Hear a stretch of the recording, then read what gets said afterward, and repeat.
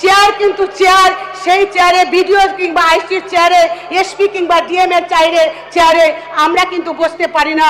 যে অপরাধ করেছে তাকে, তার যদি অপরাধ এতটাই চরম হয় তার জন্য ফাঁসি দিয়ে দিক, আমাদের আপত্তি নেই। কিন্তু আমরা সংখ্যালঘু সম্প্রদায়ের মানুষ, তারা আমরা প্রচুর আতঙ্কে ছিলাম এবং গ্রামের মানুষের মধ্যে একটা আতঙ্ক ছড়াচ্ছিল বা এখনো আছে যে আমরা কি করব। মানে 176 নম্বর অনুচ্ছেদ অনুসারে অষ্টাদশ পশ্চিমবঙ্গ বিধানসভার প্রথম অধিবেশনে পশ্চিমবঙ্গের রাজ্যপাল শ্রী RN রবি 18ই জুন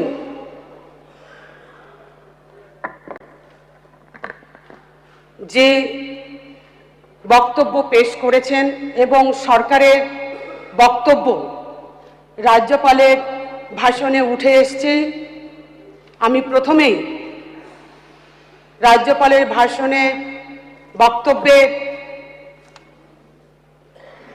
গঠনগতমূলক বিভিন্ন ইস্যু রয়েছে, সেগুলো যেমন খণ্ডন করার চেষ্টা করব, ঠিক তেমনি নিশ্চয় সরকারের যে 1.5 মাস সবেমাত্র 20 ফুটেছে, সেই 1.5 মাসে রাজ্য সরকারের বিভিন্ন ইস্যু নিয়ে যে মোটিভ, অনেক বিষয়ে ভালো সিদ্ধান্ত নিয়েছে, নিশ্চয়ই সেই বিষয়ে সাধুবাদ জানাব।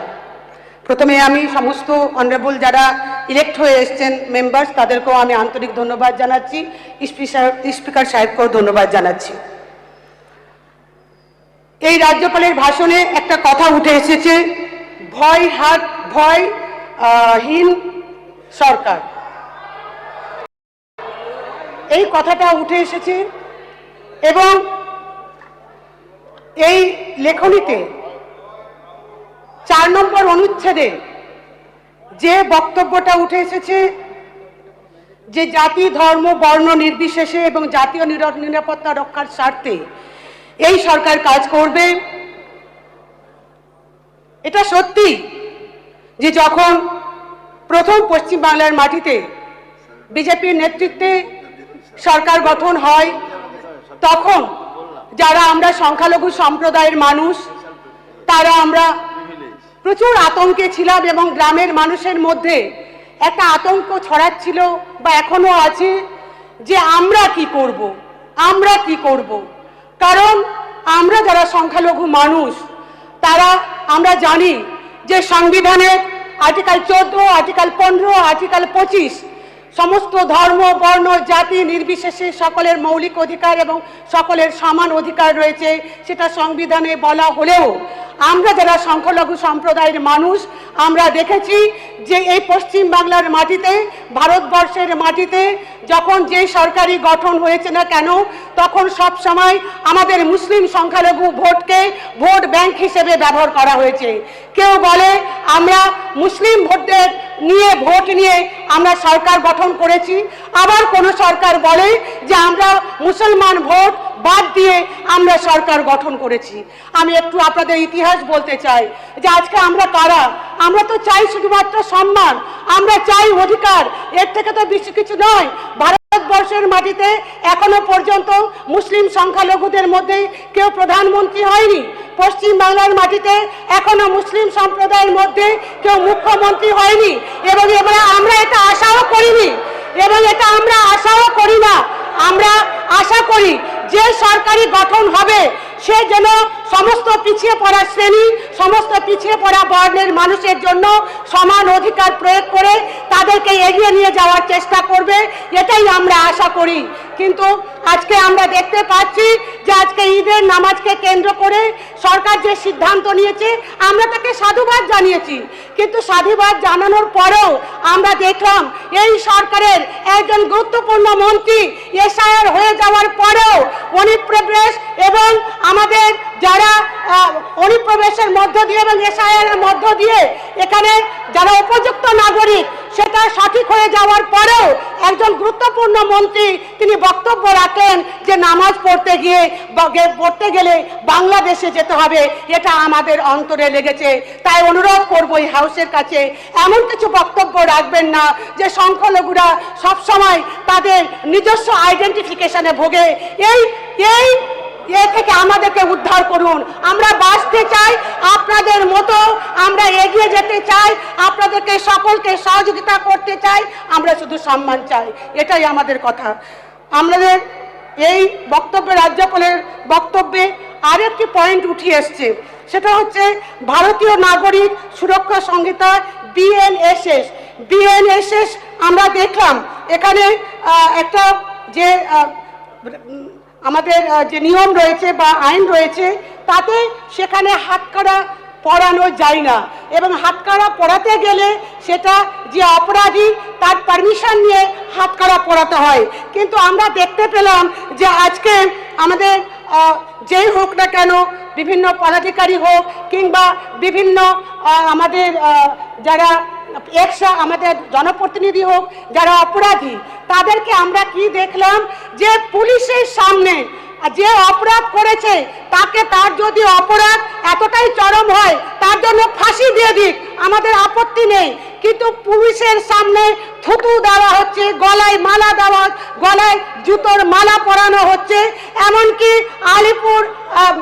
আলিপুরে আমরা দেখতে পেলাম কোর্ট চত্বরে, সেখানে একজন অনারেবল আইনজীবী উনি দরজায় পা দিয়ে ধাক্কা মারছেন। এটা কি আমাদের গণতন্ত্র? এটা কি আমাদের আইন ব্যবস্থা? এটা আমি অনুরোধ করব যে বিএনএসএস এর নামে যেভাবে আজকে সরকারের সামনে সরকারের আইনকে ভুলুণ্ঠিত করা হচ্ছে, এটা দেখার জন্য আমি অনুরোধ করব। আমি আরেকটি পয়েন্টে বলতে চাই, আমি স্বাগত জানাই এই সরকারের যে সিদ্ধান্ত নিয়েছে, যে বর্ডার এরিয়া বেড়া দেওয়ার জন্য যে সিদ্ধান্ত নিয়েছে, সেই সিদ্ধান্তকে আমি সাধুবাদ জানাই। আমাদের বিশেষ করে পশ্চিম বাংলা এবং বাংলাদেশ সংলগ্ন 2216 কিলোমিটার রয়েছে, যেটা বর্ডার সংলগ্ন এরিয়া, এবং তার মধ্যে আমাদের 8টি জেলা সেই বর্ডার সংলগ্ন এরিয়ার মধ্যে পড়ে, এবং আমরা সেই প্রায় 1070 একর জমি আমাদের সরকার অ্যাকুয়ার করবে সেটা বলেছেন। আমি ধন্যবাদ জানাচ্ছি।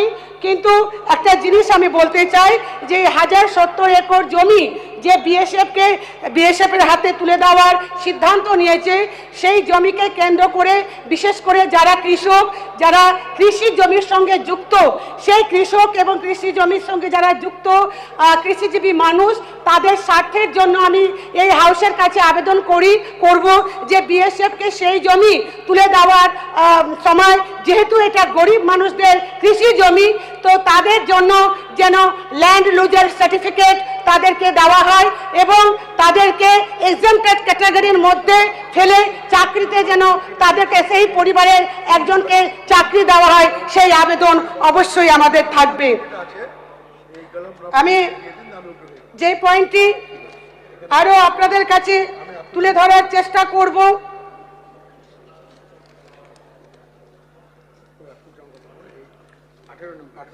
শিক্ষায় থ্রেড কালচার বরদাস্ত নয়, একথা মাননীয় রাজ্যপালের মুখ থেকে বেরিয়ে এসছে।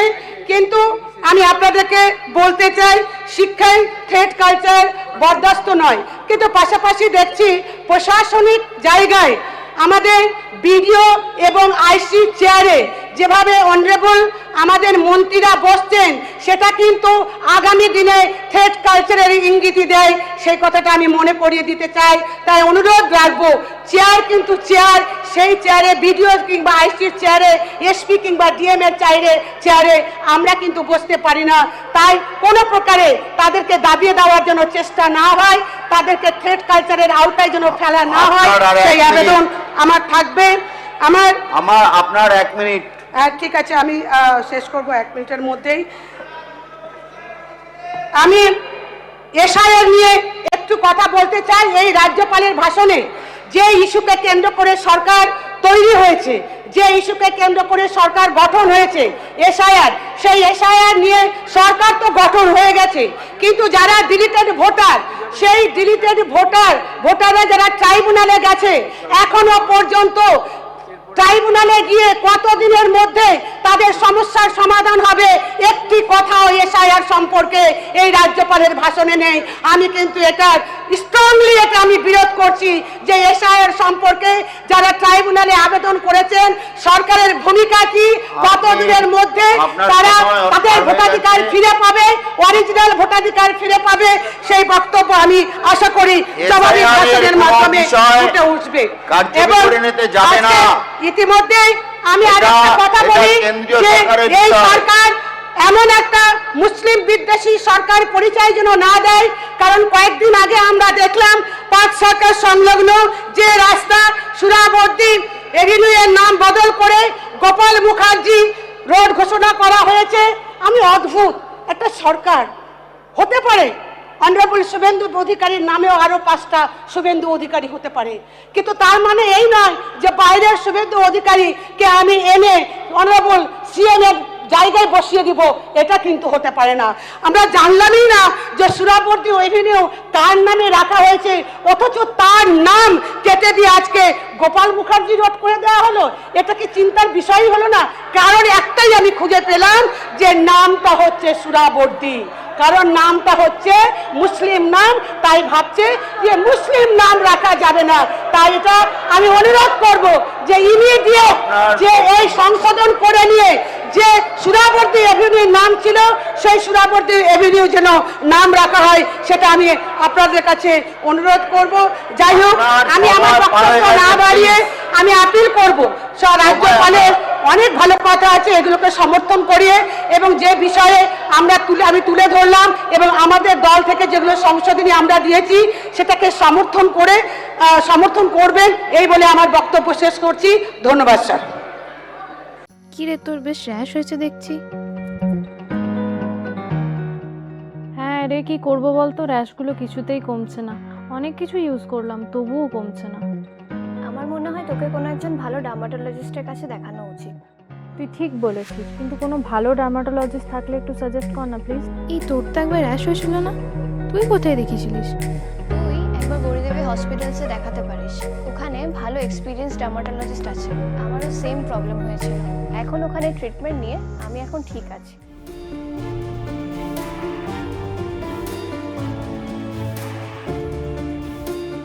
গৌরী দেবী হসপিটাল, রাজবাঁধ, দুর্গাপুর। যোগাযোগ 8001003333, 8001113333।